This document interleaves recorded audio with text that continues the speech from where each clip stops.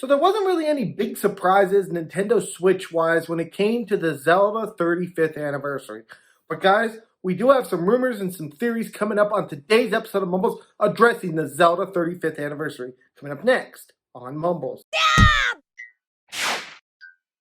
Hi everyone, welcome to MumblesVideos Gaming News, the show where I review various topics relating to gaming news from all around the world. If this is your first time here, please do consider subscribing to the channel, ringing that little notification bell, and dropping a like on the video. It helps the channel to grow, and just know how much I appreciate it. Thank you guys all so much for the support.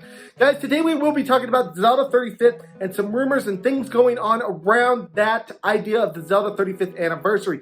But before we get into those rumors or anything, I do want to state up front in this video, I don't have really any new information or leaks on this. I just have things that people have said about it and some theories that I want to go over. And I also do want to start with the fact that Nintendo, during their E3 Direct, they did say this. This year, the original Legend of Zelda game reaches its 35th anniversary.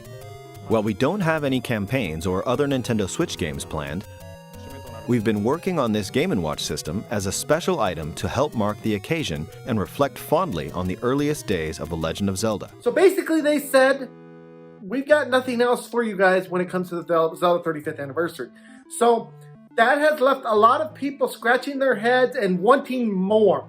Well, never fear guys, I do have some good insiders who have talked about this topic, starting with a gentleman named Andy Robinson who leaked the Super Mario 3D All-Stars game. He basically said back in February when Skyward Sword was announced, for those disappointed with Skyward Sword Remastered, Wind Waker and Twilight Princess are 100% coming this year. So that's at least one good 3D Zelda. He then said after E3 update, on this for everyone who's flooding my mentions, predicting dates is a fool's game, and I should never have used 100% in my original tweet. Zelda fans, sit tight. This was then followed up by a statement from someone who said, it'd also be weird for them to announce more HD remasters when Skyward Sword HD isn't even out yet. Andy then replied, correct. So guys, this has created a lot of theories from a lot of different people and insiders that basically Nintendo is wanting to wait until after Skyward Sword releases because they're afraid that if they announce Wind Waker and Twilight Princess and that kind of stuff, that it will reduce the amount of sales that Skyward Sword can get because it has a history of doing this. I did want to take a look at this to see how strong Skyward Sword was. I knew that it wasn't a very strong game. I never played it, but you know, I wanted to check and see. So I did look into that, and basically, they're not wrong. Skyward Sword did not sell well at all, even though it was on the highly successful Wii console, the original Wii. So it followed up Twilight Princess that was very good and very successful for Nintendo, and just didn't sell that good. People just didn't take to it. So putting any kind of competition against this game is a little bit iffy for Nintendo. But I do have another theory as to why this is the case. Jeff Grubb, who is a writer for VentureBeats, has predicted a lot of different things over the years. And though he does not have any insider information, he did say this after E3. I think we're not getting Wind Waker / Twilight Princess for Zelda 35th because Nintendo isn't sure if we'll get Breath of the Wild 2 in 2022. So if it needs a Zelda thing next summer / fall, it's good to have that in reserve. Still, that's weird. He then goes on to say, I am not predicting to have perfect insight into Nintendo, but this lines up with the company's recent strategy of holding these kinds of games even after they're ready. Pikmin 3 Deluxe was done months before we got it. That is the information that I found. I did a lot of research on this, did a lot of thinking on this. I did like a whole day of research on this because I know how important Zelda and Link and all those characters and all those games are to a lot of people, especially after Breath of the Wild. And I kind of wanted to find a definite answer and I didn't find one. But what I did find was that in my research and in looking at past E3s and things that Nintendo has announced, in looking at the trailer that they gave us with Breath of the Wild 2, it wasn't a very long trailer.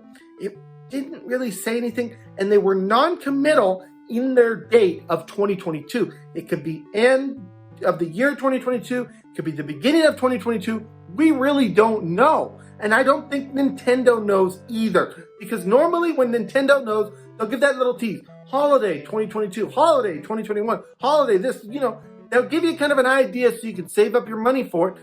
you know, so you can buy those games. And they didn't do that this year, which is kind of surprising.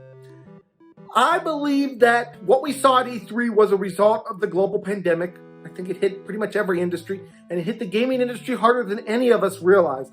And it even hit Nintendo to the point that some of the production and some of the development on Breath of the Wild 2 has been slowed down. Now, whether they'll admit that ever or not, they probably won't.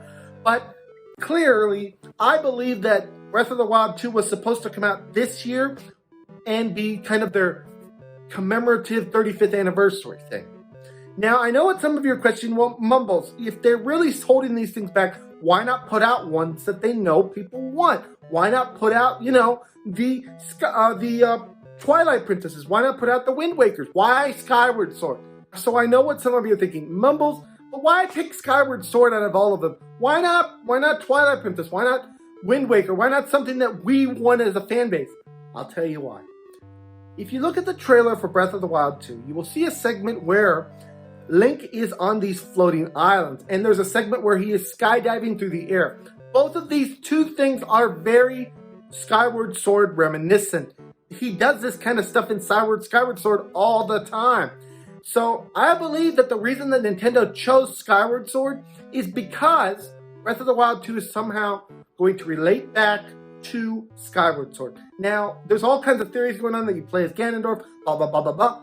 I'm not going to get into any of that, but what I will say is I believe there's a connection there, and I believe that Nintendo was teasing that connection, but I believe that Nintendo really doesn't know when Breath of the Wild 2 is going to come. So guys, let me know what your thoughts are on this idea in the comments below. Maybe you think I'm full of, you know, doo-doo. Maybe you think I'm full of poo-poo. Maybe you think I'm full of, I need slapped in the face. I don't know. Let me know what your thoughts are in the comments below, and I'll see you guys all in the next video. Bye, everyone. Take care.